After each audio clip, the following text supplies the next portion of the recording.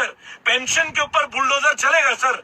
नेताओं के 5-5 पेंशन के ऊपर बुलडोजर चलाएंगे योगी जी? नमस्कार साथियों, ईपीएस 95 मिनिमम पेंशन बढ़ोतरी के एक और वीडियो में आप सभी का स्वागत है। साथियों, आज के इस वीडियो में एक महत्वपूर्ण अपडेट के बारे में बात करेंगे जो जुड़ा हुआ है बीजेपी गवर्नमेंट और ईपीएस 95 पेंशनर्स के साथ में। जी हाँ साथियों, ये एनालिसिस करके कुछ महत्वपूर्ण बिंदु निकाले गए हैं जिससे साबित हुआ है कि किस तरह से बीजेपी गवर्नमेंट को इस बार के चुनावों में नुकसान हुआ और अगर वह इस तरह का रुख आगे भी जारी रखते हैं तो उन्हें 2029 और आगामी जितने भी विधानसभा चुनाव होंगे उनमें उनको नुकसान देखने को मिलेगा। तो साथियों, बहुत ही बड़ी अपडेट आज के वीडियो में हम डिस्कस करने वाले हैं। अगर आप एक ईपीएस 95 पेंशनर हैं तो वीडियो को आप अंत तक जरूर देखिए ताकि कहीं ना कहीं ये भी आपसे जुड़ा हुआ मुद्दा है। तो साथियों, यहाँ पर आप देख सकते हैं ये बहुत ही महत्वपूर्ण अपडेट है।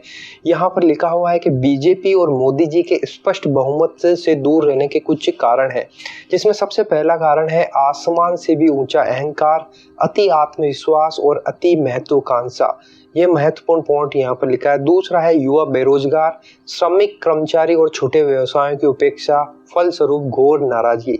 तो दूसरा मेन तो बेरोजगार और श्रमिक, कर्मचारी और व्यवसायों की जो दुर्दशा हुई है उनकी उपेक्षा के फलस्वरूप भी उनको कम वोट मिले। और जो महत्वपूर्ण तीसरा पॉइंट है जिसमें बुजुर्ग ईपीएस 95 पेंशनर्स और उनके परिवारों की परिस्थिति जन्य समस्याओं को दरकिनार कर उनकी भावनाओं पर कुठाराघात, जबकि सांसद, विधायक, मंत्री, दायित्वधारियों और नौकरशाहों को असीमित सुविधाएं और मनवांछित पेंशन प्रोवाइड करवाना। तो साथियों, महत्वपूर्ण पॉइंट ये तीसरा है जिसमें ये बताया जा रहा है कि जो ईपीएस 95 पेंशनर है जो पिछले 10 साल से अपनी उचित मांगों के लिए, जायज मांगों के लिए जो उनका जायज हक है, उन्होंने पैसा जमा करवाया ईपीएफओ में, लेकिन उसके बावजूद भी उनको जो मिनिमम पेंशन 7500 प्लस डीए की मांग है उन पर बिल्कुल भी ध्यान नहीं दिया गया और अहंकार वर्ष उनकी सारी मांगों को दरकिनार कर दिया गया। उनको जगह जगह ठोकर खाने पर मजबूर कर दिया गया और इसी का परिणाम रहा कि ईपीएस 95 पेंशनर और उनके परिवारों का क्रोध उन्हें इस इलेक्शन में देखने को मिला है। हालांकि वे विजय हो गए हैं, लेकिन जो विजय वो अनुमानित कर रहे थे वो उन्हें नहीं मिली है और इसका सबसे बड़ा कारण ईपीएस 95 के पेंशनर उनके परिवारजन है।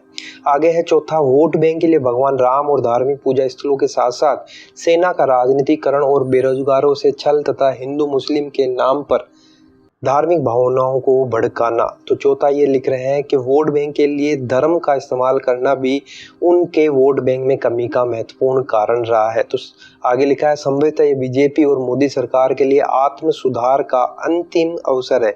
यदि वह अपने प्रचंड अभिमान से ग्रस्त होकर अभी भी आत्म मंथन नहीं करती है तो वह अपनी मूल स्थिति में आकर 2029 तक विलुप्त हो जाएगी और पुनः 2 सीट पर सिमट जाएगी। तो साथियों, आप देख सकते हैं इस पूरे अपडेट में ये की एनालिसिस निकल कर आया है कि जो मोदी जी और बीजेपी गवर्नमेंट का अहंकार है वो उन्हें ले डूबा। उन्होंने ईपीएस 95 पेंशनर का दरकिनार किया, धर्म का इस्तेमाल किया और बेरोजगारी और श्रमिकों को दरकिनार करते हुए अपनी अहंकार वर्ष उन्होंने शासन चलाया। तो साथियों, ये महत्वपूर्ण अपडेट था जिसमें ईपीएस 95 पेंशनरों का गुस्सा देखने को हमें मिला है। आपकी इस बारे में क्या राय है? क्या वाकई में यही कारण है बीजेपी और मोदी सरकार के नुकसान का? इसके अलावा भी अगर आपको कोई पॉइंट लगता है तो कमेंट बॉक्स में आप बता सकते हैं, अपनी राय आप कमेंट बॉक्स में बता सकते हैं। हम तो आशा यही करते हैं कि सरकार को सद्बुद्धि मिले और इस टर्म में वे ईपीएस 95 के मुद्दे को सॉल्व कर पेंशनरों को उनका उचित न्याय प्रदान करे। तो साथियों, वीडियो अगर आपको अच्छा लगा तो लाइक शेयर जरूर कर दीजिएगा। इसी तरह की अपडेट पाने के लिए आप चैनल को सब्सक्राइब जरूर कर लीजिए। तो फिर मिलते हैं एक नए अपडेट के साथ में, तब तक के लिए अपना ख्याल रखिए। जय हिंद, जय भारत।